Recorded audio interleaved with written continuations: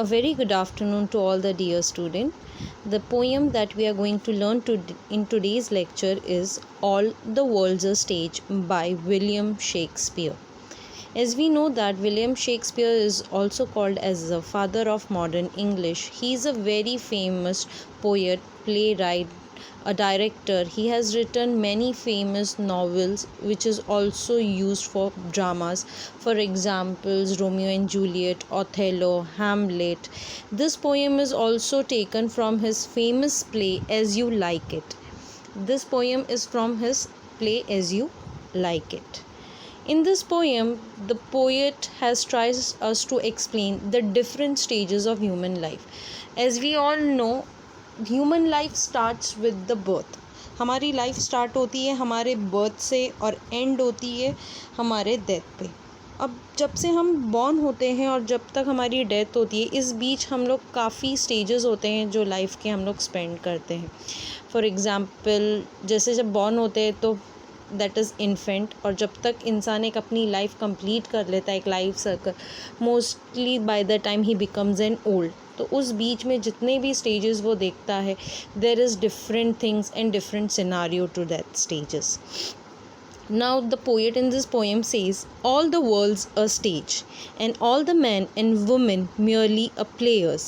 They have their exit and their entrances. अभी according to poet, ये जो हमारी लाइफ है एक स्टेज है, और हम सब ऑल मेंस एंड वुमेंस इसमें क्या है, प्लेयर्स. प्लेयर्स मीन्स हम लोग एक पार्ट प्ले कर रहे हैं हमारे लाइफ में, और हर किसी का अपना एक एंट्री का टाइम होता है, दैट मीन्स बर्थ, और एग्ज़िट का टाइम होता है, that means death. Death is uncertain, हमको नहीं पता कि डेथ कब आने वाली है, लेकिन हर कोई इंसान जो इस दुनिया में आता है उसको जाना तो होता है. सबका अपना एंट्री और एग्ज़िट का टाइम होता है. And man in his time plays many parts, his acts begin 7 stages. अभी उसके लाइफ में पोएट हमें बता रहा है कि इंसान अपनी लाइफ सर्कल जो पूरी कंप्लीट करता है, 7 स्टेजेस होते हैं उसके लाइफ में. At first the infant mewling and puking in the nurses arm. अभी फर्स्ट स्टेज होती है इन्फेंट. इन्फेंट मीन्स गोद का जो बच्चा होता है, ये जो न्यू बॉर्न बेबीज़ होते हैं वो इन्फेंट होते हैं. उनका काम क्या होता है, सिर्फ रोना और सोना, ज़्यादा कुछ काम नहीं होते. खाते हैं, सोते फिर उठते हैं. In the nurses arm. In the nurses arm, यहाँ पे नर्सेज का मतलब हॉस्पिटल वाली नर्सेज को हम कंसिडर नहीं करेंगे. यहाँ नर्सेज आर्म मीन्स जो उनको संभालते हैं, वो हमेशा गोद में होते हैं, इसके लिए नर्सेज आर्म बोला गया. वो हमेशा या तो रोते रहते हैं, या तो खाते रहते हैं, या तो सोते रहते हैं. Then the whining. वाइनिंग का मतलब होता है कंप्लेन करना. Then the whining school boy with his satchel. Satchel means school bag. And a shining morning faces creeping like a snail unwilling to school. अब सेकेंड स्टेज जो होता है वो होता है स्कूल बॉय का. जब हम लोग बड़े हो जाते हैं, थोड़े स्कूल जाने लायक होते हैं, तो हमेशा कंप्लेन करते रहते हैं. वो एज के जो बच्चे होते हैं वो हमेशा कंप्लेन करते हैं, ये क्यों ऐसा, ऐसा क्यों है. और फिर स्कूल जाने के लिए उनके नखरे होते हैं कि नहीं, हम स्कूल नहीं जाएंगे, हमको नहीं जाना, हमको खेलना है. तो ये एक सेकेंड स्टेज ऑफ लाइफ होता है. एक जहाँ पे हम लोग हमेशा क्या होते हैं, किसी के देख रेख में होते हैं, किसी के गोद में होते हैं. अब हम क्या करते हैं, हम सेकेंड स्टेज ऑफ लाइफ में आ चुके हैं जहाँ पे हम खुद अपने तौर पे अपने आप से काम करने की कोशिश करते हैं. And then the lover sighing like a furnace with a woeful ballad. अभी यहाँ पे वोफुल बैलेट का मतलब होता है सैड सॉन्ग. अभी हमारी जो थर्ड स्टेज ऑफ लाइफ शुरू हो चुकी है, एक टीनेज की लाइफ हम लोग कंसिडर करेंगे, जहाँ पे हमको हर चीज़ अट्रैक्ट करती है, हर चीज़ हमको अच्छी लगती है. इसीलिए पोएट ने क्या बोला है, and then the lover sighing like a furnace. एक टीनेज जहाँ पे हम हर चीज़ से अट्रैक्ट हो जाते हैं. With a woeful ballad made to his mistress eyebrow. Then a soldier full of strange oaths and bearded like a pard. Pard short form है leopard का. leopard was a king.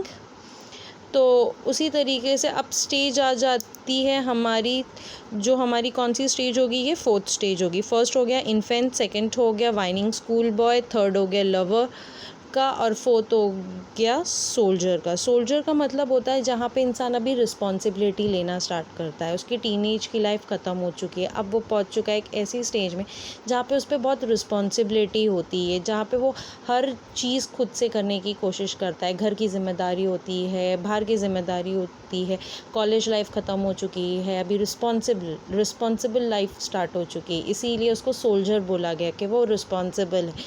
उसको बहुत सारी चीज़ों की रिस्पॉन्सिबिलिटी, बहुत सारी ड्यूटीज़ होती है जो उसको फुलफ़िल करनी पड़ती है। Jealous in honour, sudden and quick in quarrel, seeking the bubble reputation. ये एक ऐसी स्टेज होती है ना जहाँ पे इंसान अपने रेपुटेशन के बारे में सोचता है, मैं ऐसे काम करूँगा तो लोग क्या सोचेंगे। जब बच्चे होते हैं या फिर उससे थोड़े बड़े हो जाते हैं, टीनर जो होते हैं, तो हम लोग इतना नहीं सोचते ना कौन क्या बोलेगा, कैसे होगा। लेकिन जैसे जैसे बड़े होते जाते हैं, अगर हम लोग हमारे घर में हमारे बड़े भाइयों को देखेंगे जो रिस्पॉन्सिबल होते हैं, वो हमेशा सोचेंगे नहीं ऐसे करेंगे तो क्या होगा, लोग क्या बोलेंगे। तो ये एक ऐसी स्टेज हो जाती है जहाँ पे हम रिस्पॉन्सिबल हो जाते हैं, हमको हमारी फैमिली को देखना होता है, उनको प्रोटेक्ट करना होता है, इसीलिए ये स्टेज को सोल्जर स्टेज भी बोला गया है। Seeking the bubble reputation. अभी बबल रेपुटेशन का यहाँ पे मतलब होता है कि हम लोग अक्सर ऐसा सोचते ये लोग क्या बोलेंगे, कैसे होगा, तो हमेशा हम लोग रेपुटेशन को बचाने की कोशिश करते, दूसरे क्या बोलेंगे ये सोचकर काम करने के लिए जाते हैं। बबल रेपुटेशन के लिए ऐसे बोला गया कि रेपुटेशन बबल्स की जैसी होती है, जैसे साबुन का एक हम लोग बलून बनाते हैं, उसको पॉइंट ऐसे हाथ लगा देंगे तो वो बर्स्ट हो जाता है, वैसे रेपुटेशन भी होती है कि एक गलत काम करने से सब लोग उंगली उठा सकते हैं। इसीलिए जब रिस्पॉन्सिबल हो जाते हैं तो सब चीज़ें देख कर करनी होती है। Even in the cannon's mouth, cannon's mouth का मतलब यहाँ पे है dangerous. Even in the cannon's mouths and then the justice. अब ये जो सोल्जर वाली स्टेज है वहाँ पे कितना भी बड़ा डेंजर क्यों ना हो, लेकिन घर की रिस्पॉन्सिबिलिटी के लिए, अपने घर वालों के लिए ये स्टेज जो होती है, ये जो टाइम पीरियड होता है, वो हर किसी को फेस करना पड़ता है। अब आती है हमारे पास fifth stage, and then the justice in fair round belly with the good capon line with eyes served and beard of formal cut. अभी ये स्टेज को हम लोग वो स्टेज कंसिडर कर सकते हैं जहाँ पे हमारे पेरेंट्स हैं, ना टीनेजर है ना यूथ है, लेकिन पेरेंट्स वाली एज आ जाती है जहाँ पे उनको हमेशा फेयर एंड जस्ट रहना पड़ता है। उनके बच्चों के लिए वो बिल्कुल भी बायस नहीं होते। अगर दो बच्चे हैं तो दोनों के लिए जस्टिस इक्वल होना चाहिए, दोनों को इक्वल अपॉर्चुनिटीज़ कैसे मिले इसका ध्यान रखना चाहिए। तो लाइफ में जैसे जैसे हम बड़े होते जाते हैं, हमारे लाइफ में डिफरेंट स्टेजेस आते ही रहते हैं। In fair round belly with the good capon line, यहाँ पे गुड कैपन लाइन का मतलब होता है केयरलेस ईटिंग हैबिट। अभी वो ज़्यादा खुद पर ध्यान नहीं देते, खुद अच्छे से कैसे तैयार होंगे। जैसे हम बहुत यंग रहते हैं, टीनेजर्स में रहते हैं या यूथ में रहते हैं, तो अपनी स्टाइलिंग, अपने हेयर स्टाइल, अपने लुक्स पे बहुत ध्यान देते हैं।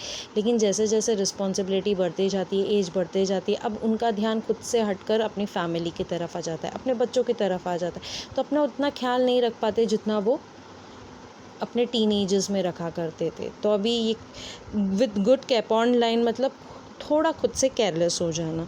With eyes serve and beard of formal cut full of wise saws and modern instance. Saws का मतलब सेइंग। अब पहले के जैसा कैजुअल बातें भी नहीं करते हैं, अभी जब भी वो बात करेंगे तो कोई ना कोई हम लोगों को सजेशंस देते रहते हैं। पेरेंट्स हमारे अगर जिस तरीके से हमारा एल्डर ब्रदर हमसे बात करता है वैसे पेरेंट्स बात नहीं करते हैं, फॉर्मल हो जाते हैं, क्योंकि वो हमको कुछ ना कुछ हमेशा समझाते रहते हैं, हमारे अच्छे बुरे के लिए बोलते रहते हैं। नो डाउट हमको कभी कभार लगता है कि हमको बहुत ज़्यादा बातें सुना रहे हैं या हमको कुछ बोलने की कोशिश कर रहे हैं या बार बार डांटते रहते हैं, लेकिन नहीं, उनकी लाइफ में क्या हो जाता है, वो एक स्टेज से वो स्टेज से हम अभी जिस स्टेज में वो स्टेज क्रॉस करके आए ही रहते, तो उसके लिए वो हमेशा हमें सुधारने के लिए या हमारे बेटर फ्यूचर के लिए हमेशा गाइड करने के लिए हमें बोलते रहते। And so he plays his part. The sixth age shift into the lean and slippered pantaloons with spectacles on nose and pouch on side. अभी धीरे धीरे अब अगर हम नेक्स्ट स्टेज बोलेंगे तो फादर की स्टेज से अगर हम आगे आ जाते हैं तो बड़ी उम्र वाले जो लोग होते हैं, अभी वो ज़्यादा से ज़्यादा जैसे यंग एज में रहते, अब तो बुढ़ापे में वैसे तो रह नहीं सकते, तो अभी उनका आउटलुक दुनिया की तरफ अलग हो जाता है। थोड़ा भी वो जितना हमारे पेरेंट्स हमको डांटते उतना हमारे ग्रैंड पेरेंट्स नहीं डांटते। क्यों? क्योंकि उनका अप्रोच अलग हो जाता है, उनकी सोच अलग हो जाती है। तो धीरे धीरे इंसान जो होता है अपने स्टेजेस से, सर्कल क्या होता है, एक गोल पूरा कंप्लीट हो जाता है। उसी तरीके से हमारी जो लाइफ रहती है वो भी एक सर्कल के फॉर्म में, जो हम यंग होते हैं पहले हम लोगों को कोई केयर करता है, फिर हम लोगों की केयर करने लगते हैं। अब धीरे धीरे जैसे एज बढ़ती जाती है वापस से ये हो जाता है कि हमको किसी के केयर की ज़रूरत होती है। जैसे हम लोग हमारे ग्रैंड पेरेंट्स की केयर करते हैं, उनकी केयर लेते, उसी तरीके से लाइफ अपनी सर्कल कंप्लीट करती है। हिज यूथफुल होज, यहाँ पे यूथफुल होज का मतलब होता है कवरिंग फॉर लेग्स।